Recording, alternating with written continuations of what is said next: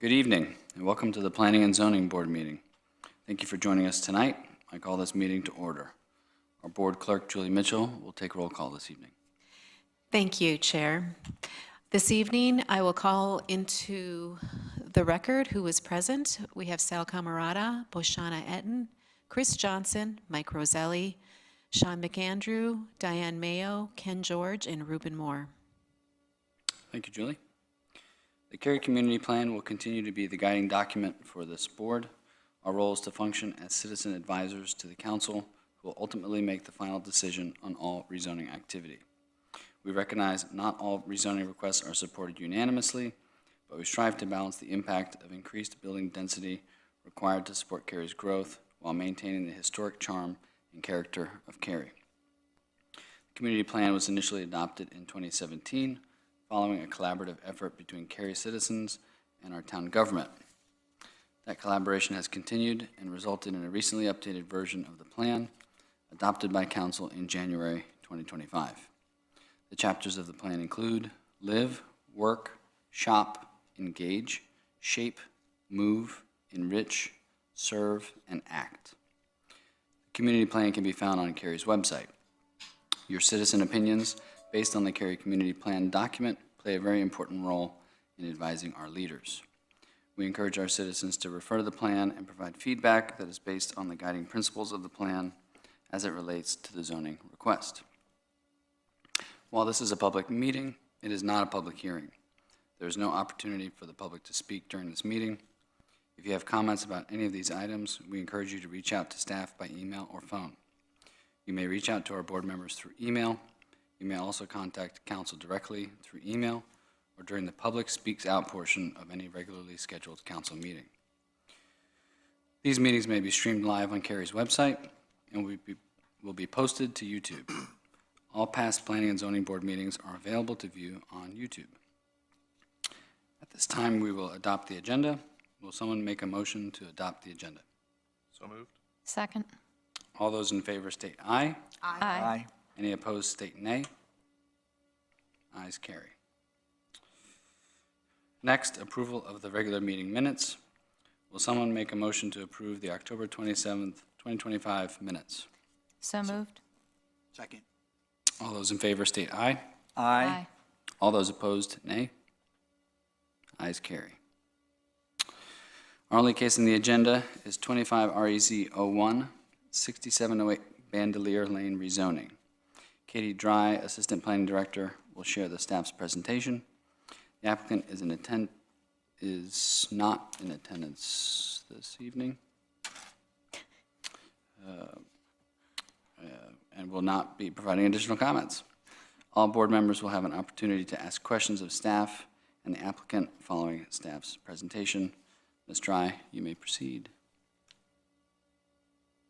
Good evening, Chair and members of the Planning and Zoning Board. This is a rezoning request for a half-an-acre site located at 6708 Bandelier Lane. The property is located at the northwest corner of the intersection of Bandelier and Saunders Grove Lane. It's within Cary's extraterritorial jurisdiction, and the site is currently vacant. The site is located within the historic Carpenter Special Planning Area, which is shown here in red. It's also within the National Register of Historic Places, Carpenter District, which is shown in blue. The site does not contain any historic resources. According to Cary's GIS data, a stream buffer may be located on the northern boundary of the site.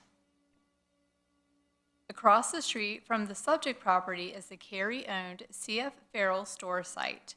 There is presently no funding for site improvements for this property. The soon-to-be adopted, an updated Parks, Recreation, and Cultural Resources System Plan shifts the greenway, which was originally shown along the site's Bandelier frontage, south along Cary's property. And as a result, no greenway improvements are expected along this site's frontage. Bandelier Lane is a local street adjacent to the property. And the current zoning is Office Research and Development, or ORD. The applicant is requesting to rezone to Residential 20 Conditional Use, or R20 CU.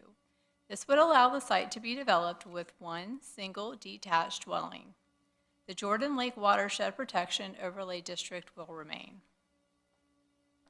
Proposed zoning conditions include limiting the use to one detached dwelling and associated accessory uses, a prohibition on vinyl siding, and as written, this condition would apply to all structures on the site, a traditional pitched roof line for the principal structure, garage doors, whether in an attached or detached garage, would be to the side or rear of the principal structure, and only one driveway will be permitted and shall meet access management standards. Staff has evaluated the request against the Imagine Cary Community Plan. Our analysis starts with the historic Carpenter Special Planning Area. The site lies within the Crossroads Village sub-area, where infill development is expected to be context-sensitive and compatible with the historic setting. New development should transition appropriately to adjacent historic sites and use mass, scale, settings, and density, as well as architecture and landscaping that fit the area. The Crossroads Village is envisioned as having a mix of uses and housing that revives the vibrancy of the historic crossroads. The Carpenter Special Planning Area builds on the 2010 Historic Preservation Master Plan. It emphasizes protecting Cary's historic resources and preserving historic context.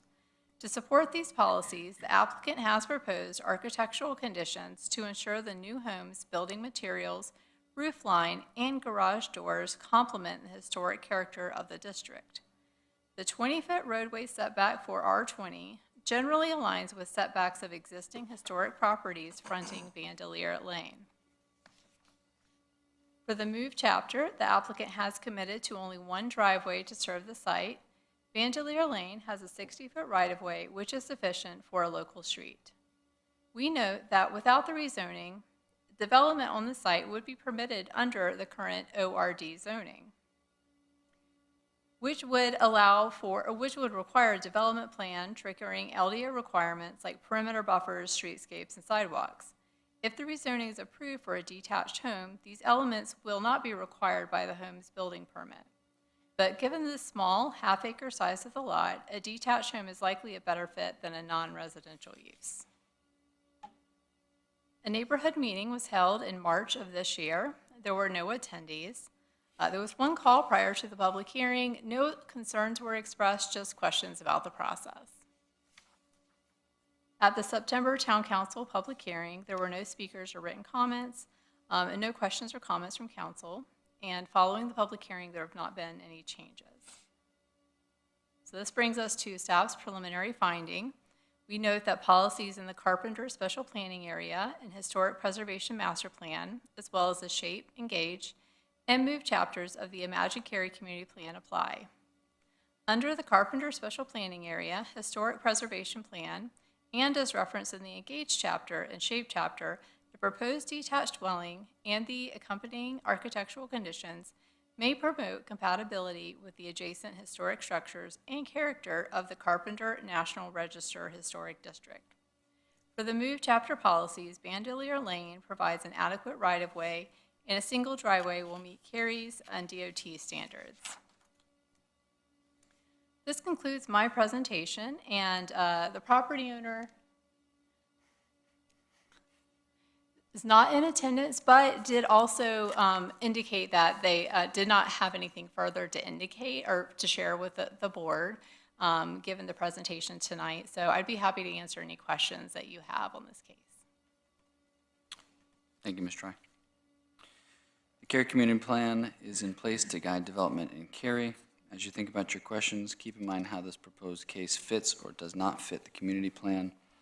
When making a motion, it would be helpful to describe how you see your motion impacting the Cary Community Plan, for example, with work, shape, or live chapters.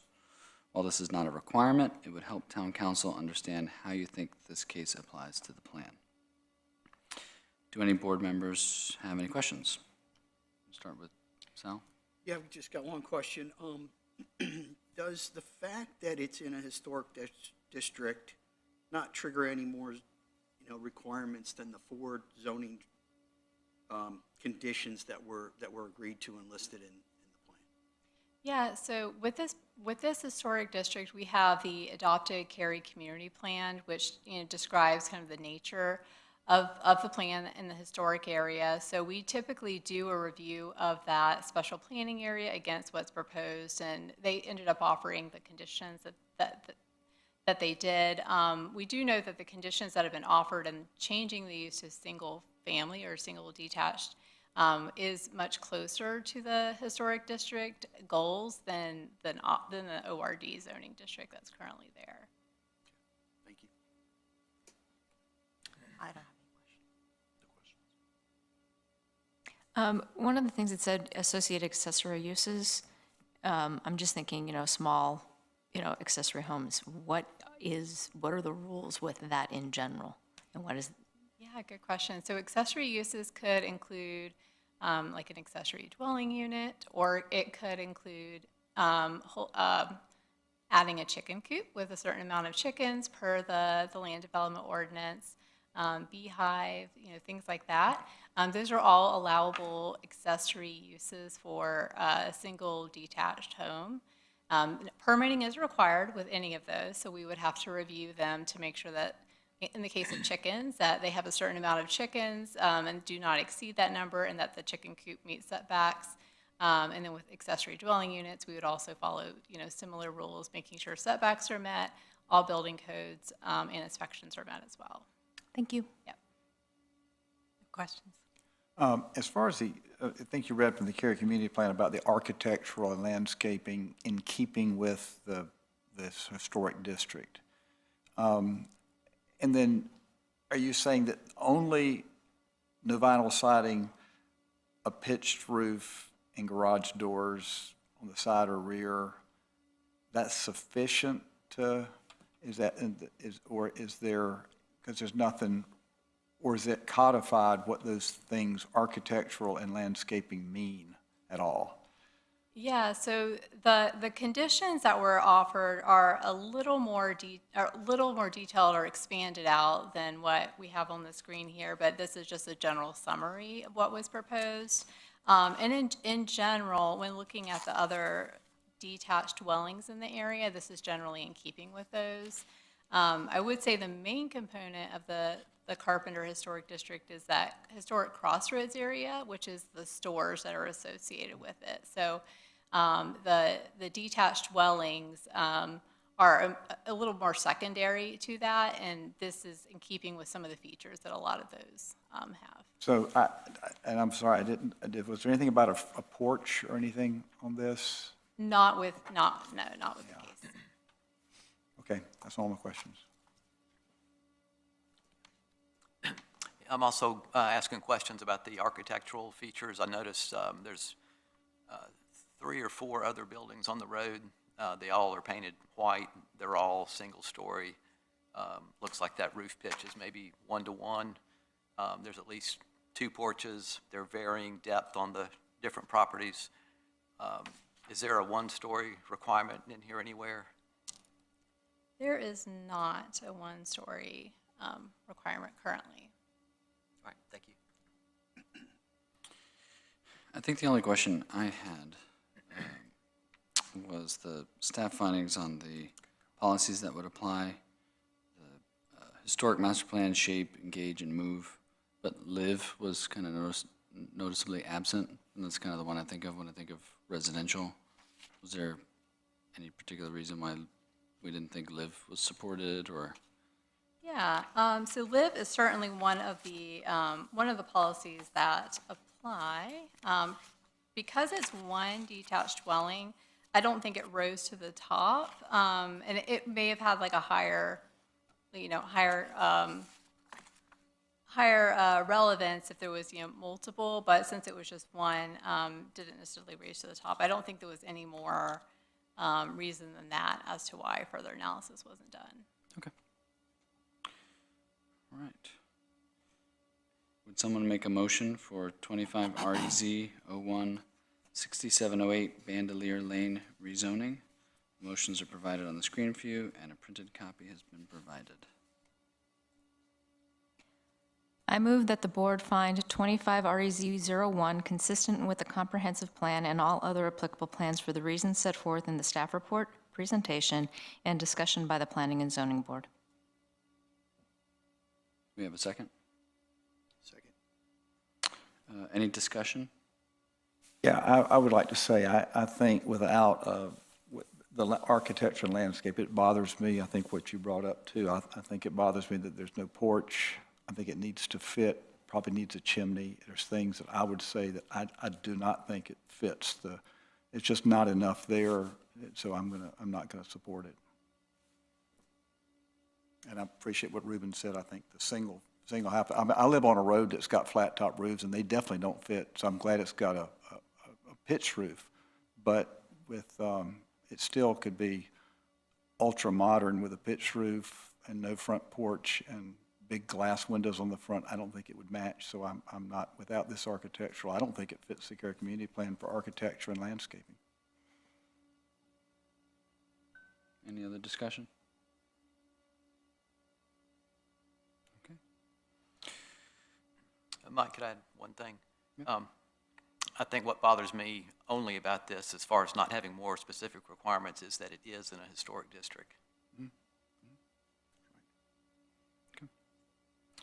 All right, well, we will vote on the motion. All those in favor state aye. Aye. Any opposed state nay. Nay. 2 nays. Ayes carry. At this time, unless there's any other business, we will adjourn. Thank you for participating in tonight's meeting. This meeting is adjourned.